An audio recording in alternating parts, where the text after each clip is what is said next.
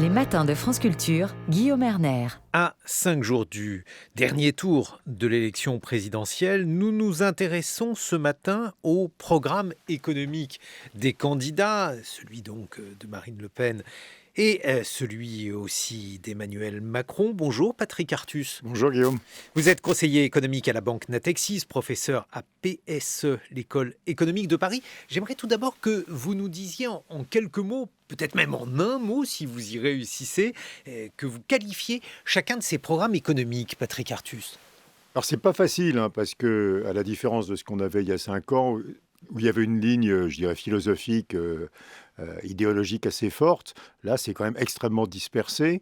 Alors si on doit quand même faire cet exercice, chez Macron, on a quand même un virage qui est très très clair vers un État beaucoup plus protecteur par rapport à sa philosophie d'il y a 5 ans, donc je dirais protecteur.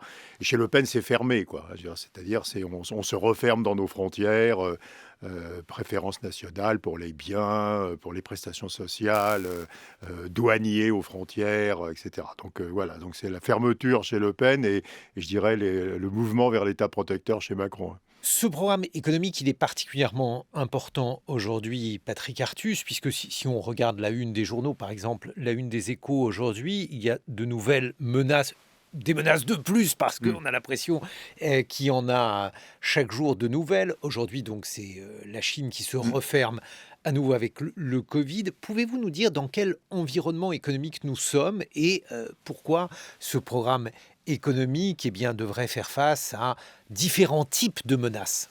Oui, alors il y a de la macroéconomie et de la microéconomie. Du côté de la macroéconomie, c'est clairement le retour appelons ça de la rareté, mais en fait de l'inflation. Donc on est revenu, je pense, dans un environnement qui ressemble à celui des années 80-90, c'est pas si loin. Et finalement, la parenthèse sans inflation, elle était assez courte, c'est une dizaine d'années finalement. Alors on a cru que c'était très long.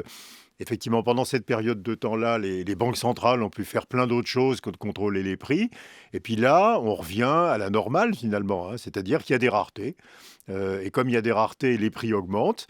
Et puis il y a des raretés, c'est-à-dire qu'il y a des produits, des biens, des services, du transport qui sont difficiles à trouver. Donc ça, c'est la première caractéristique. Une inflation entre 4 et 5%. Alors en France, 4 et 5 parce que nous avons l'astuce de ne pas laisser monter les prix de l'énergie.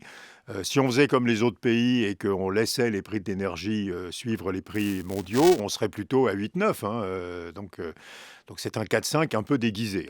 Donc c'est vraiment beaucoup d'inflation. Et puis on voit bien que les salaires vont commencer à suivre. Donc ça, un environnement différent. Alors ça a une conséquence macroéconomique qui est que on ne pourra pas compter dans le futur sur des taux d'intérêt aussi bas que dans le passé. Donc le financement des programmes de dépenses sera beaucoup plus compliqué dans cet environnement-là que dans l'environnement sans inflation.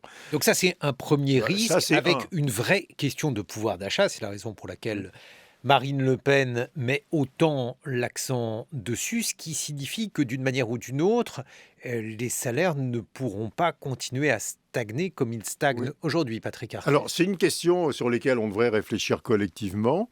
Au début des années 80, on avait déjà ce premier gros choc en matière première. Et là, on avait fait payer la facture aux entreprises. Parce qu'à l'époque, les salaires étaient très bien indexés sur les prix. Donc les salariés avaient été relativement protégés, les entreprises avaient souffert et on avait eu un très grand recul de l'investissement. Mais on avait protégé le revenu de la plupart des salariés, avec l'indexation des salaires, qui existe encore dans quelques pays, comme la Belgique par exemple. Et puis aujourd'hui, on a spontanément l'équilibre opposé, c'est-à-dire que les entreprises sont bien protégées parce que les salaires sont mal indexés, ce que vous observez. Donc cette année, on va sans doute avoir des salaires qui vont finalement augmenter de 3%. L'inflation va être plutôt de 5 en France. Donc il y a un manque à gagner. Oui.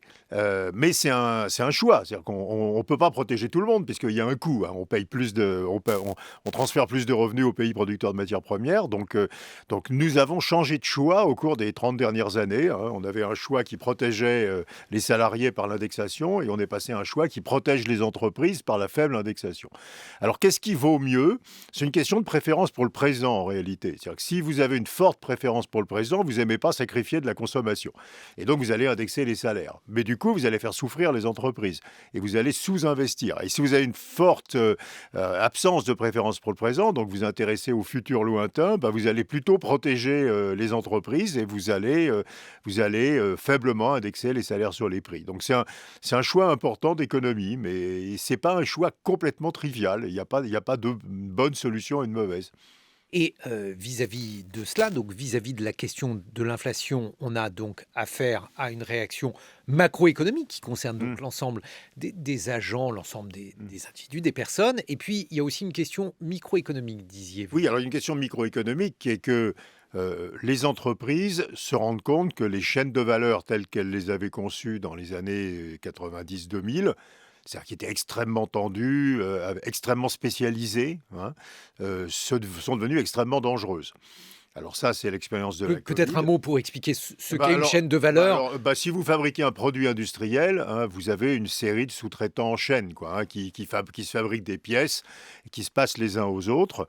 Et on s'est aperçu dans les 40 dernières années que ces productions de pièces, hein, de composants, ont été extraordinairement éclatées et spécialisées. C'est-à-dire qu'un composant est fabriqué essentiellement par une entreprise, quoi, hein. Et alors, ça, c'est extrêmement dangereux. D'abord, c'est extrêmement coûteux parce que ça nécessite de déplacer énormément les produits. Et deuxièmement, c'est extrêmement dangereux parce que si un pays ferme, vous perdez la production qui était faite dans ce pays. Et là, on a à nouveau le problème avec la Chine, hein. En ce moment, il y a 400 millions de Chinois qui sont confinés. Et donc, on a une fermeture économique qui est assez importante et qui, effectivement, pénalise les entreprises qui n'ont pas d'alternative à la Chine. Voilà, Donc, j'ai une illustration très claire en une du Figaro aujourd'hui. Le prix des voitures neuves s'envole, une voiture d'occasion aussi d'ailleurs. encore plus, Suite à cela, évidemment, c'est logique comme on peut l'imaginer, plus 15% sur les voitures neuves du fait notamment du retour de l'inflation, de la guerre en Ukraine, de la pénurie de composants. Donc on voit qu'on est dans des situations, Patrick Artus, où il y a de plus en plus d'aléas et il faudrait un programme économique qui nous protégerait en partie contre ces aléas. C'est cela? Oui, oui, et on voit bien. Alors, et puis le troisième sujet, évidemment, c'est la transition énergétique, hein, évidemment qui va être absolument centrale. C'est même étonnant à quel point on réalise pas simplement les ordres de grandeur, hein. Vous savez que les investissements, si on veut respecter nos accords climatiques, hein, en Europe, les investissements nécessaires, c'est de l'ordre de 4 points de PIB par an. En France, ça fait 100 milliards d'euros par an. On en fait un peu moins de la moitié en ce moment, hein. On est à la moitié de la dose nécessaire d'investissement. Donc, il faudrait doubler ces investissements climatiques. Évidemment, ça, c'est extrêmement compliqué parce que qui investit? Est-ce que c'est l'État ou est-ce que c'est le secteur privé? Dans certains cas, ces investissements sont très peu rentables du point de vue du secteur privé. Prenez un producteur d'acier qui passe à l'hydrogène. Il produit absolument pas plus d'acier et il a énormément investi simplement pour arrêter le fioul, quoi. Donc on a beaucoup d'investissements peu rentables, donc il nécessite des aides de l'État. Donc c'est un sujet absolument colossal.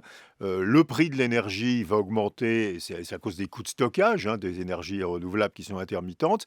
Donc on a un choc macroéconomique transition. Et alors, c'est à mon avis très sous-estimé dans les programmes des deux candidats. C'est-à-dire que la taille de ce choc n'est pas... Enfin, on ne rend pas justice à la taille de ce choc dans les deux programmes. C'est bien parce qu'en fait, les trois facteurs que vous venez d'évoquer sont trois facteurs qui vont renchérir les coûts. Alors l'inflation, ça on le comprend. Oui. Le fait d'avoir une meilleure maîtrise de la Oui. production, ça va renchérir les coûts. Oui, Parce que on va dupliquer des productions. Donc, voilà, on si vous produira voulez la avoir même des chose à médicaments plusieurs endroits. à coup sûr, il va falloir en Oui. produire en France, en Europe, enfin bref, en tout cas à des coûts supérieurs. Et puis la transition énergétique, là, Oui. cela passe de commentaires, évidemment, ça va avoir un surcoût. Donc, il va falloir accepter ou bien une autre forme de partage de la valeur ajoutée pour que les individus aient plus de pouvoir d'achat, ou bien accepter un appauvrissement relatif, Patrick Artus? Je crois qu'on a tous compris. Alors, un appauvrissement, ça dépend. Il faut faire un peu attention aux commentaires parce que prenez par exemple le matériel pour fabriquer des énergies renouvelables, des éoliennes, etc. Supposez qu'on soit capable de le faire. C'est vrai pour l'Europe, c'est pas vraiment vrai pour la France, mais enfin c'est vrai pour l'Europe. Il y a des usines Ouais. d'éoliennes en France.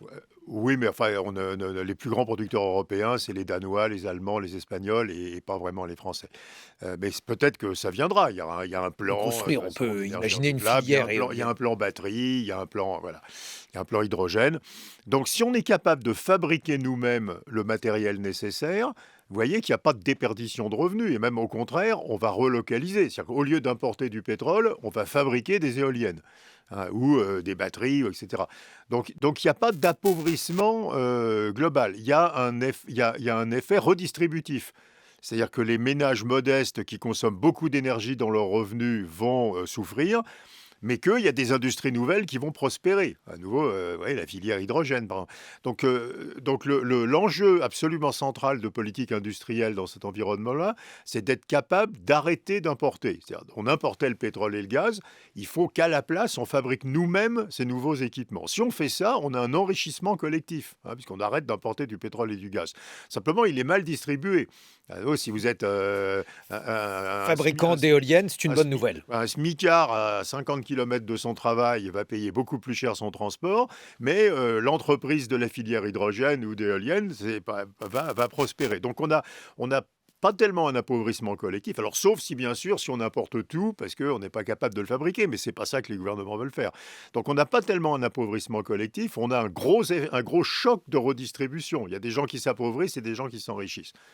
Oui, c'est-à-dire qu'auparavant, on parlait des gagnants de la mondialisation. Il faudrait parler maintenant Il y a les des gagnants du gagnants de la verre. relocalisation. Il y a les gagnants du verre, non, mais à nouveau, Et de la relocalisation, oui, oui. j'insiste là-dessus, parce que Oui, ça oui, va oui, être bien l'autre sûr. enjeu. Mais quand on relocalise, on s'enrichit collectivement. On a plus de PIB.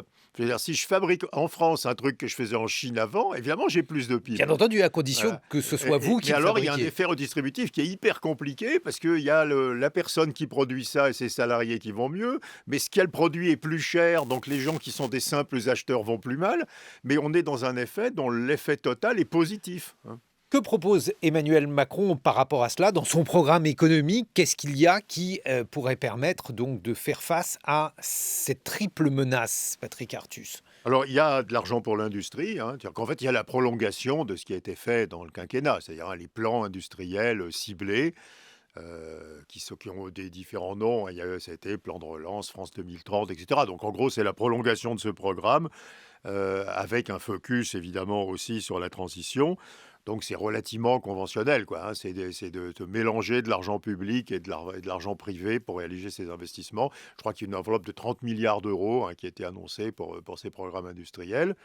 Il y a évidemment le nucléaire, hein, qui est dans les deux programmes hein, pour à peu près la même quantité, donc avec un très gros effort sur la filière nucléaire.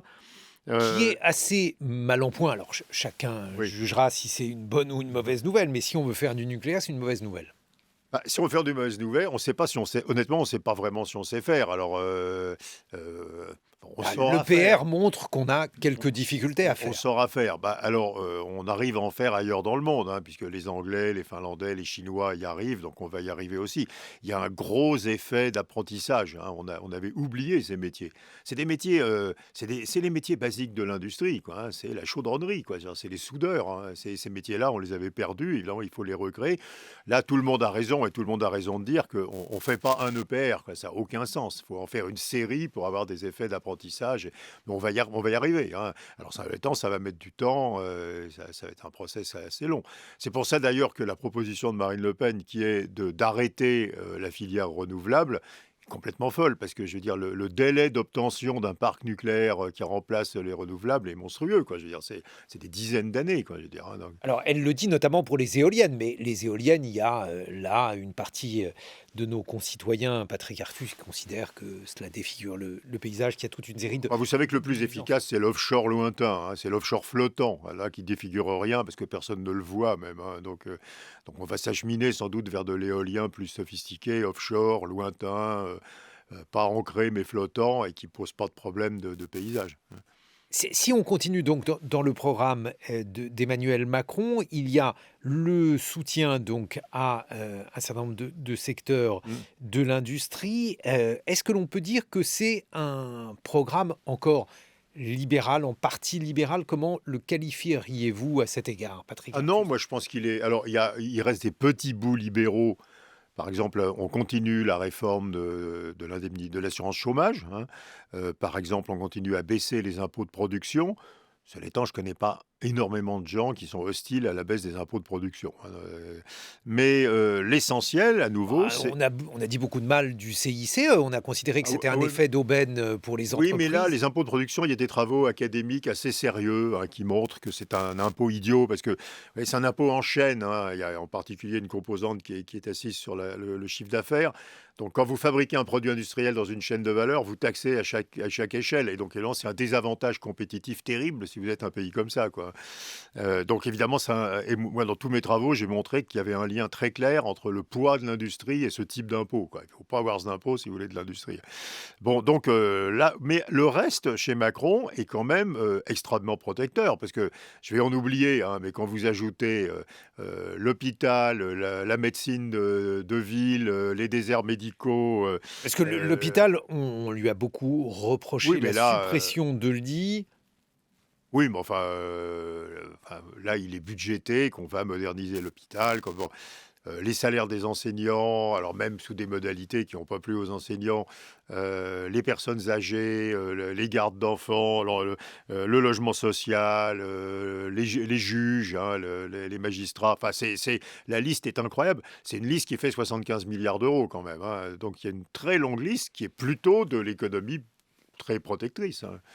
Donc, non, moi je dirais pas que Macron, du tout, c'est un programme. C'est très différent d'il y a 5 ans. C'est ça qui est quand même étonnant, hein, dans C'est-à-dire, l'évolution d'Emmanuel Macron lui-même. Il y a 5 ans, c'était un programme qui était on va changer de métier plein de fois dans sa vie, faut s'ajuster à cette flexibilité-là, on sera salarié, puis entrepreneur, puis en formation. Là, c'est vraiment je vous protège, quoi, dans toutes les étapes. alors, pourquoi tant d'insistance sur la retraite à 65 ans, puis à 64 ans, était-ce nécessaire? Ça représente combien, Alors, Patrick Artus? Parce qu'on s'y perd un peu dans ces c'est un sommes. sujet qui est très mal présenté. Il n'y a pas de déséquilibre majeur du système de retraite. Alors, vous savez que le Conseil d'orientation des retraites fait toutes sortes de scénarios, donc avec des hypothèses de productivité. Bon, enfin, en gros, pour simplifier, on peut dire qu'il n'y a pas de problème de déséquilibre du système de retraite. Donc, c'est là que Marine Le Pen s'arrête en disant, bah, puisqu'il n'y a pas de problème de déséquilibre du système de retraite, je ne vois pas pourquoi je le changerais.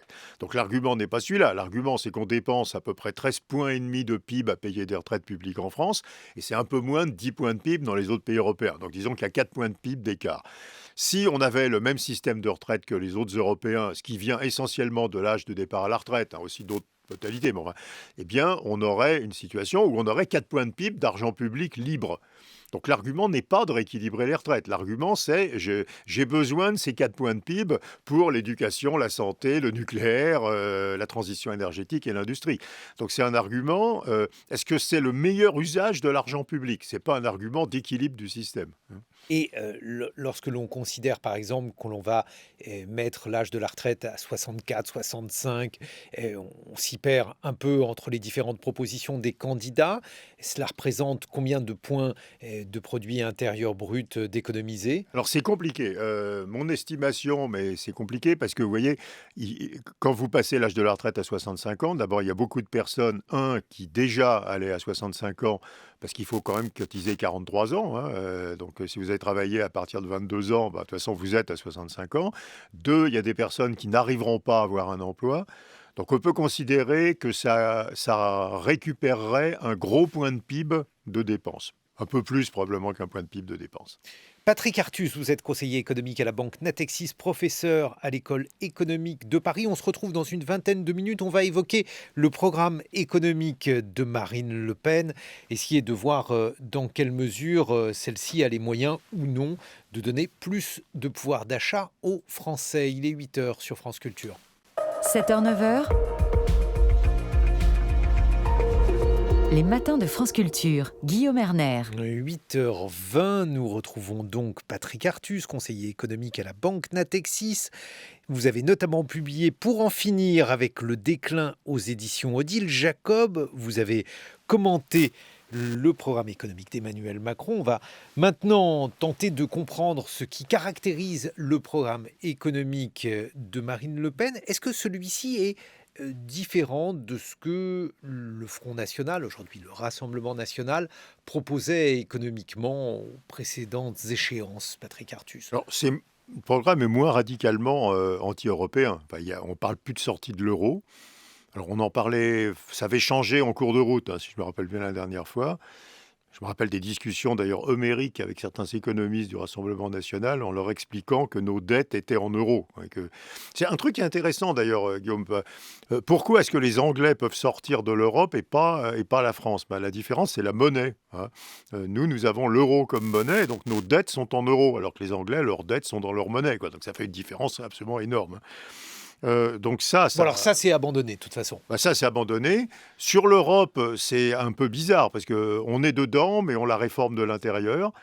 Et alors, la réforme de l'intérieur, ça a l'air de vouloir dire toutes sortes de choses qui sont strictement incompatibles avec les traités européens. Et c'est ça qui, évidemment, pose problème.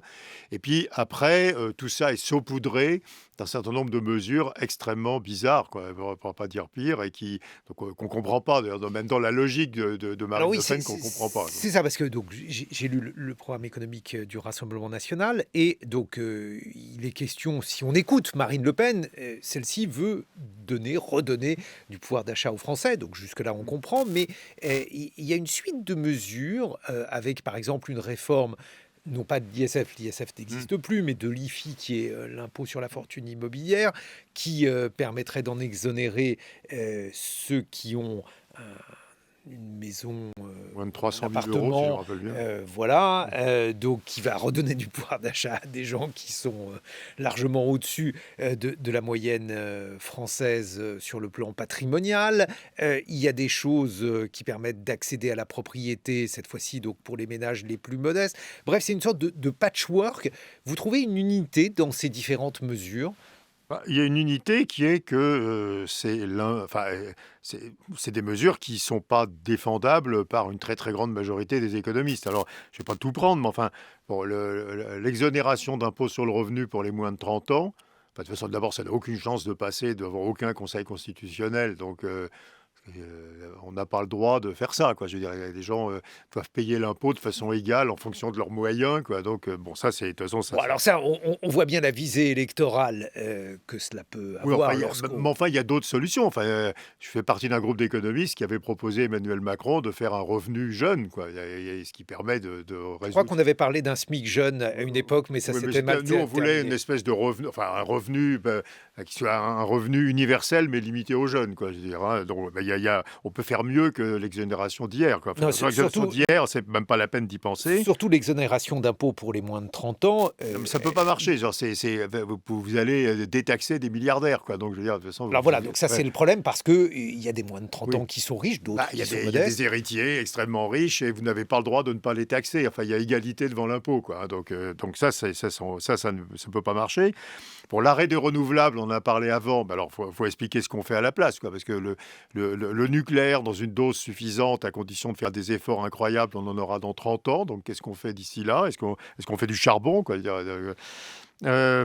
Alors, évidemment, après, il y a la question du libre-échange. Alors, c'est un peu alambiqué dans le programme, mais enfin, on voit bien qu'il y a une reconstitution de quelque chose qui ressemble à des douanes. Il y a des frontières et peut-être à des droits de douane.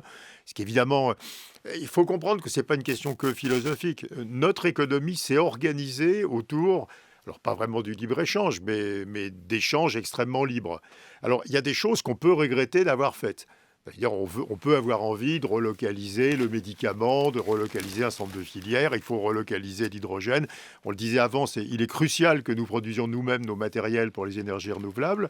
Mais on va rester dans un contexte où l'organisation productive est globale. Alors, elle est plus russe en ce moment, mais elle est globale. Et si vous cassez ça, vous avez un coût économique qui est monstrueux, si vous sortez d'une organisation économique globale. Donc, voilà. Donc ça, c'est assez folklorique. Il y a quelque chose que j'aime pas du tout, c'est la fin du malus sur les contrats de travail courts, qui était une bonne mesure qui a été prise pendant le quinquennat d'Emmanuel Macron, qui pénalise les employeurs qui utilisent des contrats de travail énormément courts. Donc, et là, vous voyez, il y a une incohérence aussi, je dirais, philosophique, parce qu'on ne peut pas dire « je suis protecteur » et j'enlève une mesure qui est, elle, protectrice, qui est une mesure intelligente. réserver toutes les allocations sociales non contributives, parce que sinon... Alors, c'est ça, parce que là-dessus, il faut insister. Donc, c'est non contributif, c'est celles qui ne sont pas la contrepartie directe d'une cotisation. Alors, probablement faut-il expliquer effectivement la logique de ce programme à cet égard, Patrick Artus, parce que ce que rétorque le Rassemblement national lorsque tous les économistes, vous le premier, évoquez le non-financement, c'est-à-dire le fait que oui, on y viendra après, un programme qui ne tient pas la route du point de vue macroéconomique, il manque de l'argent pour le financer, ce qui est un problème particulièrement grave pour un programme économique, mais surtout la réponse du Rassemblement national consiste à dire qu'avec la préférence nationale, il va y avoir de nombreuses économies, puisque un certain nombre d'aides dont bénéficient les non-ressortissants vont être supprimées. Alors on en tient compte dans les calculs, ça fait une quinzaine de milliards d'euros. Bon, c'est complètement aussi inconstitutionnel. Hein, je veux dire, mais alors, ce ne sont pas des prestations liées à une cotisation. Hein, c'est des prestations qui sont des aides d'État, quoi. Alors ça veut dire que vous auriez dans votre entreprise, vous seriez avec un Argentin ou un Allemand qui ferait le même travail que vous, dans la même entreprise que vous, avec la même feuille de paye que vous, et qui n'aurait pas, lui, le droit aux mêmes prestations sociales. On voit bien que ça crée des problèmes. Aucun chef d'entreprise n'a envie d'avoir ça, quoi, je veux dire. Hein, ça crée des problèmes de discrimination insupportables. Enfin, donc c'est quelque chose qui... Bon.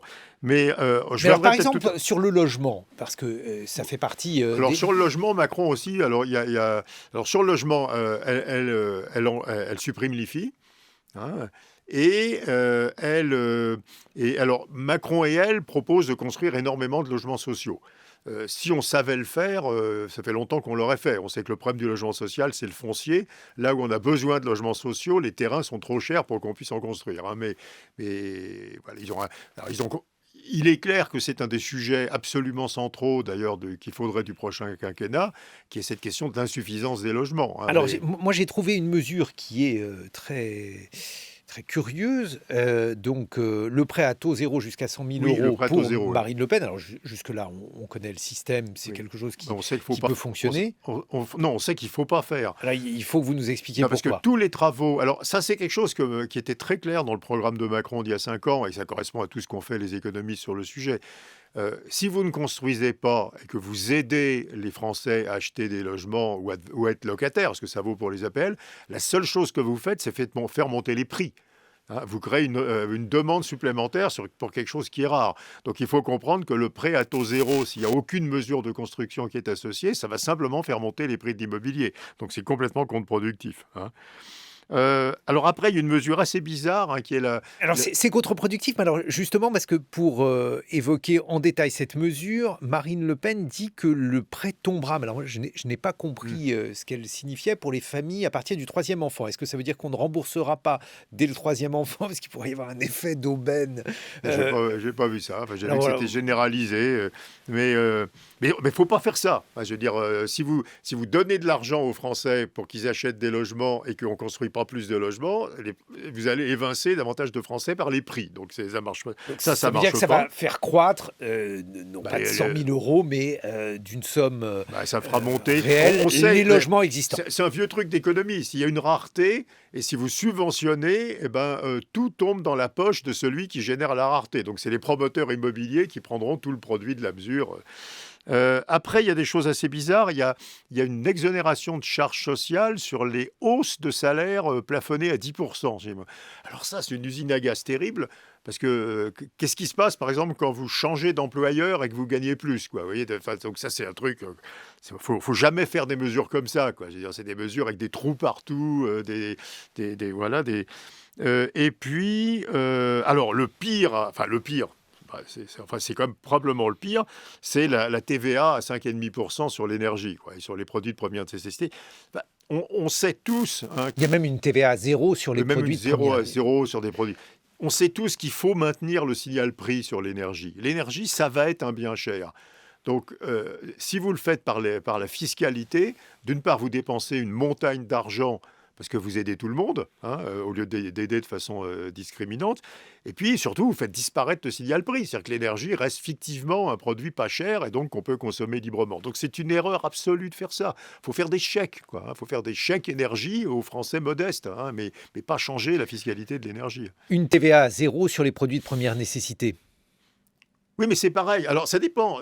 Si ces produits sont rares, c'est-à-dire s'il y a une véritable rareté, de toute façon, vous voulez. De toute façon, peut-être que je suis trop libéral, mais Parce que moi, j'allais vous principe dire. de l'économie libérale, c'est que quand quelque chose est rare, c'est cher. Et il faut le laisser être cher, quoi. Alors, si c'est des produits de première nécessité pour lesquels il n'y a pas particulièrement de rareté, il y a plein de produits de première nécessité gratuits, le médicament par exemple. Donc, on peut imaginer de rallonger la liste des produits de première nécessité. Là, c'est pas une question de rareté, c'est une question de soin, quoi.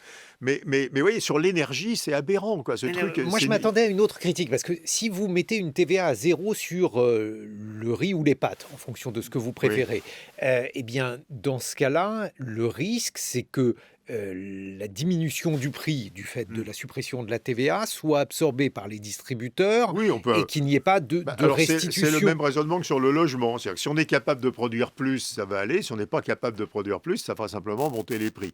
Mais oui, fondamentalement, en termes de bien-être, je veux dire, il y a une liste limitée de produits qu'on a envie de rendre gratuits. Le médicament, l'école, enfin évidemment, on veut que ça soit gratuit. Après, l'énergie, vous voyez, la réponse est non. D'abord, c'est des sommes monstrueuses. On ne va pas aider tout le monde. Il faut passer le message que c'est un bien cher, que c'est un bien rare. Donc, il faut le consommer avec parcimonie. Et donc, pour ça, la seule solution, c'est ce qu'ont fait les Canadiens, les Suédois, etc. C'est des chèques aux ménages modestes, quoi. C'est pas de baisser la TVA. Le fonds Et puis, souverain... il y a la retraite aussi. Il y a la création d'un fonds souverain. Oui. Qui, alors là, il faut expliquer le mécanisme, c'est un peu compliqué, Patrick Artus, c'est la possibilité pour les Français de placer leur épargne dans un fonds souverain, donc qui ne compterait pas dans la dette française et qui permettrait de financer des projets économiques, notamment liés à la souveraineté industrielle du pays. C'est sympathique, c'est que c'est un truc qui n'existe pas du tout, ça s'appelle la Caisse des dépôts. Donc ça existe, quoi. Je veux dire, c'est le livret A. Livret A permet... Sauf que là, Marine Le Pen promet de le rémunérer à 2,5%. Oui, alors on pourrait rémunérer plus le livret A. Ça poserait des gros problèmes à la Caisse des dépôts parce que le secteur concurrentiel en face viendrait avec des offres de financement beaucoup moins chères, quoi. Donc c'est très compliqué de faire ça. Il va falloir quand même en passer par là, probablement, avec une inflation à 4,5%. Oui, mais de toute façon, en plus, le taux de livret A n'a qu'une vocation, c'est de monter, de toute façon. Mais vous voyez, fondamentalement, ça, c'est pas forcément ridicule. Bon, ça existe. Donc la question est plutôt que de créer une nouvelle institution, est-ce qu'il y a des choses à changer dans l'utilisation des fonds de la Caisse des dépôts, par exemple? Est-ce qu'ils ne font pas assez d'investissements dans les PME? Mais il y a BPI France qui investit énormément dans les start-up, dans les petites entreprises. Donc honnêtement, on a un dispositif de banque publique qui est déjà relativement solide. Et donc, pour terminer, effectivement, la question De la des retraites que l'on retrouve. Oui, alors si vous voulez, là, je dis ce que j'ai dit tout à l'heure. D'abord, les économistes n'ont pas là à dire ce qu'il faut faire. Je veux dire, nous, il faut simplement dire, comprenez bien que nous n'avons pas de marge de manœuvre budgétaire. Je veux dire, on commence ce quinquennat avec un déficit public qui va être de 6% du PIB, allez, au moins 6% du PIB, avec les effets de la guerre en Ukraine, avec une dette publique qui est de 113% du PIB, avec des taux d'intérêt qui vont monter plus que ce qu'on envisage, parce que la BCE, l'inflation européenne, elle va arriver à 8 ou 9%. La BCE, elle ne pourra pas avoir des taux à moins 0,50. Donc on va payer beaucoup plus cher notre dette dans le futur. Et donc on n'a pas de marge de manœuvre budgétaire. Et donc, si on choisit de faire tout ce qui est... Alors, il y a plein de trucs raisonnables dans les programmes des candidats. Les déserts médicaux, les crèches, enfin, personne ne va dire que c'est pas bien, quoi. Les salaires des profs, enfin... Mais tout ça, on ne le fera pas si on ne dégage pas de marge de manœuvre budgétaire. La seule marge de manœuvre budgétaire substantielle, c'est quand même les retraites, quoi. Donc, il faut qu'on ait un débat ouvert sur cette question. Mais alors, justement, ce qui est étonnant, Patrick Artus, à cet égard, c'est qu'on se dit, malgré tout, qu'on sort d'une période où l'argent public a aidé considérablement les personnes, les entreprises. Et pourquoi ne pourrait-on pas continuer? Parce que c'est ça en fait qui est assez difficile, c'est qu'en fait on a été tellement habitué de voir des milliards déversés pour telle et telle raison que l'on a l'impression que on n'a pas fini avec les repas gratuits, comme disent les économistes. Oui, mais alors, bon, après, on pourrait se dire, voilà, quelle est la solution alternative? La solution alternative, c'est un, ne remettons pas de règles budgétaires en Europe. Après, c'est une question de négociation avec nos amis allemands, qui, curieusement d'ailleurs pour la coalition FPD Vert, hein, sont maintenant extrêmement favorables au retour assez rapide de règles budgétaires. Hein. Donc, expliquons aux Allemands qu'on nous, on veut pas. Et puis, deuxièmement, il faut que la BCE maintienne des taux d'intérêt à zéro avec une inflation à 8. Alors là, il faut quand même se rendre compte que ça a des effets absolument horribles ailleurs. L'épargne populaire, hein, les Français qui épargnent dans des obligations, hein, c'est des Français modestes. C'est les Français qui ont de l'assurance vie standard ou du livret A. Donc rémunération nulle de l'épargne quand il y a 8% d'inflation. Vous vous rendez compte la taxe sur les Français modestes que ça lève. Et puis évidemment, bulle sur les prix des actifs est énorme, quoi. Les prix de l'immobilier vont exploser si on fait ça. Donc on ne peut pas faire ça. Donc on sait qu'à un certain moment, les taux d'intérêt vont ressembler à l'inflation. Hein. Est-ce que ça a un sens, Patrick Artus, de parler d'un programme économique d'extrême droite? Je veux dire, en général, est-ce que ça existe, un programme économique d'extrême droite? Bah, non, enfin, ce qui pourrait exister, c'est un programme économique ultralibéral, donc Ronald Reagan, quoi. Hein. Donc ça serait complètement autre chose. Programme économique ultralibéral, ça serait casser tous les monopoles, privatiser tout ce qui peut être privatisable, baisser la fiscalité, baisser les dépenses publiques. Enfin, on sait ce que c'est, un programme libéral. Hein. Mais ça, les ultralibéraux ne seraient pas tous d'accord avec vous, en ce sens que beaucoup considèrent que l'extrême droite est au contraire Oui. volontaire Non, mais sur le plan économique et donc se situerait plus du côté de la planification oui, oui, oui. que Non, non, je du suis côté oui, de la absolument d'accord avec ça. libéralisation. Non, non, Marine Le Pen, ce n'est absolument pas un programme économique libéral. Pas du tout. Hein. C'est un mélange, on voit bien, c'est un mélange de choses qui sont assez banales et raisonnables et qui sont assez largement chez Macron. Enfin, je veux dire, ils veulent tous construire des logements sociaux, aider les jeunes, aider les personnes très âgées, qu'il y ait davantage de crèches, qu'on paye mieux les profs et les infirmières. Enfin, mais de toute façon, tout le monde est d'accord, quoi, je veux dire. Hein. Donc, et puis, saupoudrer d'un certain nombre de trucs extraordinairement bizarres, dont on voit absolument pas la rationalité et qui sont même extrêmement destructeurs dans certains cas. Quoi. Donc, c'est un être hybride assez curieux entre quelque chose qui est assez politiquement correct, social, et puis des mesures très bizarres et très inapplicables. Et alors, justement, si l'on prend le programme économique des populistes, je sais que le terme est un terme fourre-tout, mais est-ce qu'il est possible d'avoir un regard sur ce qui a été fait ailleurs par des candidats populistes, qu'il s'agisse d'Orban? Alors Donald Trump, c'est très particulier puisque ça s'est passé aux États-Unis. D'autres populistes, il faudrait également voir ce que fait Jair Bolsonaro au Brésil. Ben, normalement, oui, alors les recettes du populisme économique en général, c'est utiliser une ressource publique pour distribuer du revenu. Alors, typiquement, le pétrole dans la quasi-totalité des pays pétroliers, qui sont de fait des pays populistes. Bon, nous, on n'a pas de ressources publiques, donc on ne pourra pas faire ça. Deuxièmement, en général, c'est des politiques de transfert public très importants, ou de gratuité très développées d'un certain nombre de biens. Donc là, on est un peu dans cette logique-là. Quoi. Mais enfin, c'est une logique... voilà. Parce que pourtant, ça n'est pas du tout ce à quoi vous avez assisté ni au Brésil, ni en Hongrie. Orban mène une politique oui, qui mais alors, contraire... c'est des populistes bizarres. C'est des populistes matinés de libéraux, de néolibéraux.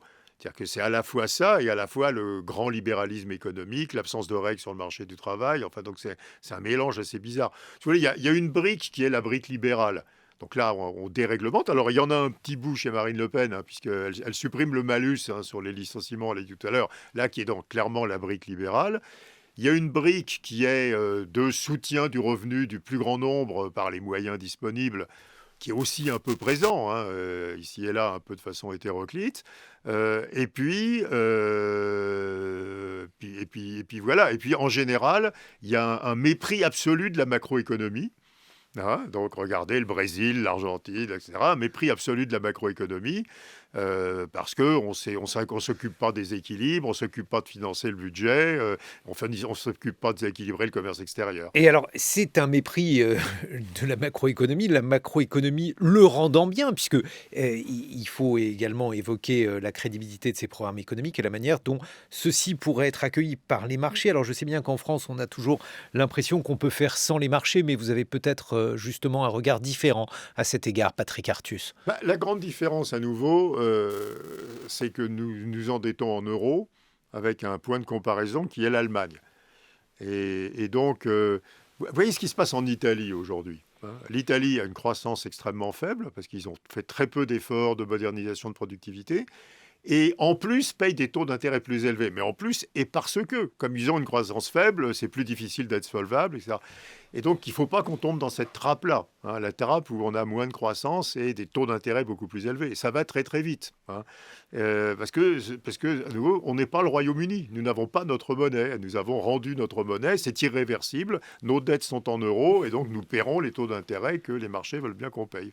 Est-ce qu'il y a eu une véritable inquiétude aujourd'hui des marchés si d'aventure Marine Le Pen était élue? Est-ce qu'il y a un risque, une crainte que ce programme non financé conduise à des déficits particulièrement importants et donc une remontée des taux, Patrick Les Artus? marchés n'y ont jamais cru. Alors le plus, vous savez ce qu'on mesure, c'est l'écart de taux d'intérêt entre la France et l'Allemagne. D'habitude, on est à 0,4% et en ce moment, on est à 0,5%. Donc vous voyez que le coût anticipé, c'est 1/10 de point, quoi, hein. Donc c'est extrêmement petit. Alors si vous êtes le Trésor français, vous vous inquiétez de ce 10e de point. En réalité, c'est beaucoup moins qu'en 2016-2017. En 2016-2017, la réaction des marchés avait été beaucoup plus forte. Le fait, là aussi, puisqu'il y a eu malgré tout des modifications dans les programmes des deux candidats. Alors, Marine Le Pen a notamment décidé de modifier à la marge sur des questions politiques, sur la question du voile, bref, des questions qui ne concernent pas l'économie. Emmanuel Macron, lui, a insisté sur le verdissement de son programme, la Oui. planification écologique. Qu'est-ce que ça vous inspire, Patrick Je le Artus? disais au début, je veux dire, aucun des deux candidats, à mon avis, n'envisage l'importance du sujet. Enfin, je veux dire, on l'a dit tout à l'heure, 100 milliards d'euros de besoins d'investissement tous les ans, avec des difficultés de financement des investissements, c'est une énergie plus chère, donc des problèmes de redistribution de revenus. Moi, j'avais été candidat à la présidentielle, je serais parti de ça en disant les choses structurantes, ça va être quoi dans les 5 prochaines années? Ça va être essentiellement cette question de la transformation énergétique, Mais hein. vous l'aviez dans d'autres programmes, celui de la France insoumise ou celui d'Yannick Jadot, par exemple. Oui, mais moi, je pense que c'était bien de partir de ça, parce que ça tire toutes les ficelles. Ça tire la ficelle investissement, la ficelle financement, la ficelle rôle de l'État, la ficelle redistribution et inégalité, la ficelle du prix de l'énergie et de la compétitivité. Donc, on peut tirer toutes les ficelles de l'économie en partant de la transition, au lieu que ça rentre comme une modalité, quoi, dans les différentes politiques.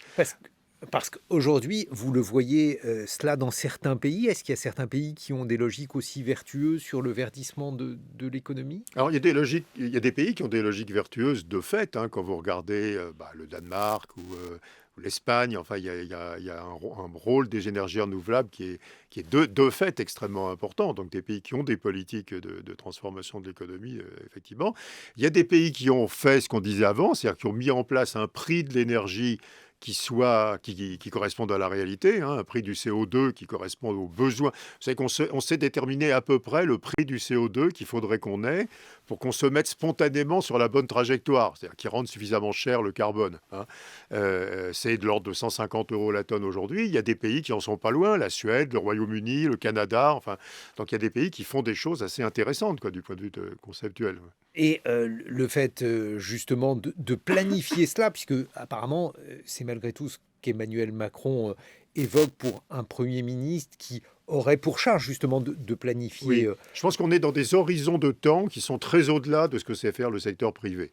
Une centrale, enfin un plan nucléaire ou un plan simplement énergétique, c'est des investissements qui sont faits pendant 20-30 ans, qui durent ensuite 60 ans, donc c'est un siècle, quoi. Il n'y a aucun acteur privé qui a un siècle d'horizon. L'acteur privé, il a un taux d'actualisation à 10 ou 12%. Au bout de 10 ans, le futur n'existe plus. Donc c'est nécessairement l'État qui fait ça. On est nécessairement dans le domaine de l'État. Ça peut pas être, on ne peut pas laisser le secteur privé faire. Alors on peut aider le secteur privé à prendre des bonnes décisions. On parlait du prix du CO2. Mais fondamentalement, c'est un horizon de programmation qui est tellement bizarre par rapport à la normale que forcément c'est le travail de l'État. Patrick Artus, merci pour ces éclairages. Je rappelle que vous êtes conseiller économique à la banque Natixis, professeur à l'École économique de Paris. On vous doit notamment Pour en finir avec le déclin aux éditions Odile Jacob.